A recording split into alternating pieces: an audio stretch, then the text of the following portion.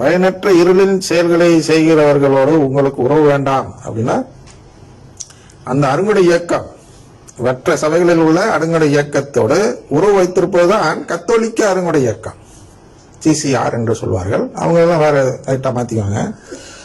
Catholic charismatic renewal அது உறவு வைத்துக் கொள்கிறது. அதனால உறவு வேண்டாம் என்று சொல்கிறார்.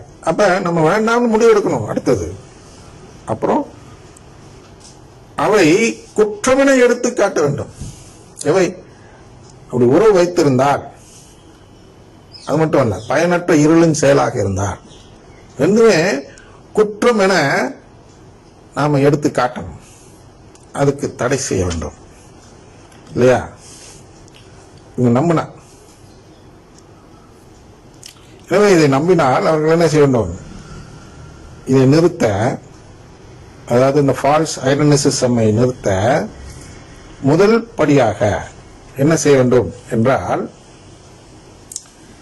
இவர்கள் மெஜிஸ்டீரியம் அளவில் இருக்கக்கூடிய ஆயர்களும் குருக்களும் முதலில் என்ன செய்ய வேண்டும் என்றால், இந்த பிரேஸ் தி லார்ட் சொல்வதை, அவர்கள் சொல்வதை நிறுத்திக் கொள்ள வேண்டும்.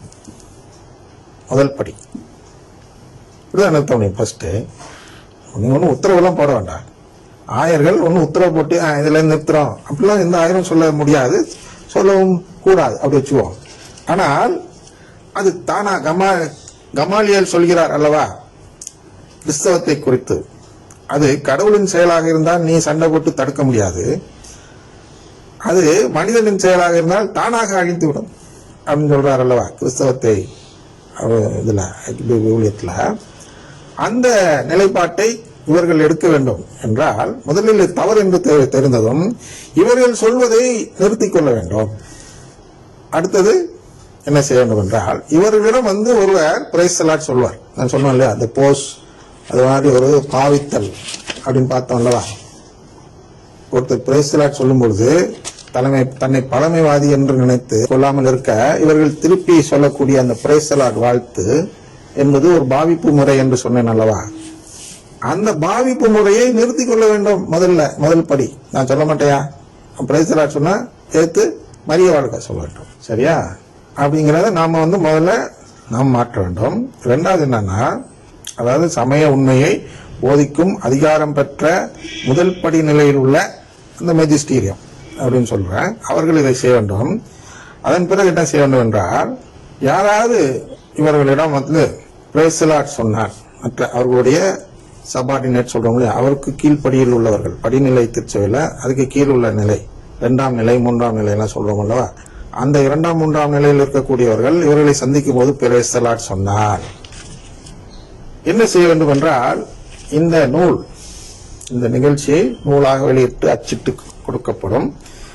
அந்த அச்சை எடுத்து அவரிடம் கொடுத்து, இந்த புஸ்தகத்தை, இந்த நூலை, இந்த சிற்றேடை வாசித்து பார், இது பிரைஸ் தி லார்ட் சொல்வதற்கு எதிராக இருக்கிறது.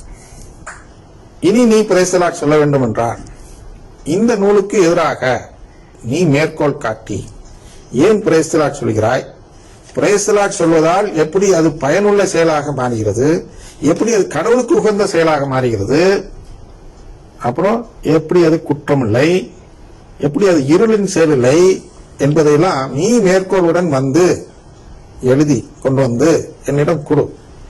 அதன் பிறகு நான் உன்னை அனுமதிக்கிறேன்.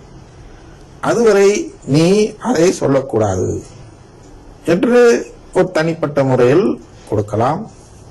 அல்லது அறிக்கையாக வெளியிட்டு சொல்லக்கூடியவர்கள் இலவசமாக இந்த கையேட்டை பெற்றுக்கொண்டு அதற்கு எதிர் சொல்லும் வரை நம் திருச்சபையில் பிரைஸ் தி லார்ட் பயன்படுத்தக்கூடாது, அந்நிய சபைகளின் பாடல்களான அந்த பெர்க்மான்ஸ் பாடல்களையும் பயன்படுத்தக்கூடாது. இதெல்லாம் இல்லாமல் நீங்கள் அருங்குடை இயக்கம் நடத்தி கொள்ளுங்க அப்படின்னு ஒரு உத்தரவும் போடலாம். இது போன்று செய்தால், ஏன் இதை செய்ய சொல்கிறேன் என்றால், கமாலியல் தத்துவம் தான். உண்மையிலேயே தூயாவியாக இருந்தால், தூயாவியானவருக்கு இது ரெண்டும் தேவையில்லை. தூயாவி தன்னுடைய இயக்கத்தை வளர்க்க வேண்டும் என்றால் பிரைஸ் தி லார்ட் சொல்லிதான் வளர்க்க வேண்டும் என்று தேவையில்லை. ஆவே மரியா சொன்னால் கூட தூயாவி இறங்க வேண்டும். அப்படித்தான் எலிசபெத் அம்மாள் மீது இறங்கியது. அன்னை மரியாள் மீது அப்படித்தான் இறங்கியது. கபிரியேல் வானதூதர் சொன்ன ஆவே மரியாள் தான் அன்னை மரியாள் மீது தூயாவியை இறக்கத்துக்கு உதவியாக இருந்தது. அதான் உண்மையான தூயாவியை இறக்கும் வாழ்த்துறை. அதான் பார்த்துட்டோம்ல, திருச்சபை வாழ்த்தும் போது தூயாவி இறங்குவார். ஆனால் கபிரியேல் வானதூதர் வாழ்த்தியது திருச்சபையின் தாய், திருச்சபையின் சின்னம், ஐகான் ஆஃப் தி சர்ச் வாழ்த்தியதும் அங்கே தூயாவி இறக்கப்பட்டு கருவுருவானார் இயேசு ஆண்டவர் என்று நாம் பார்க்கிறோம்.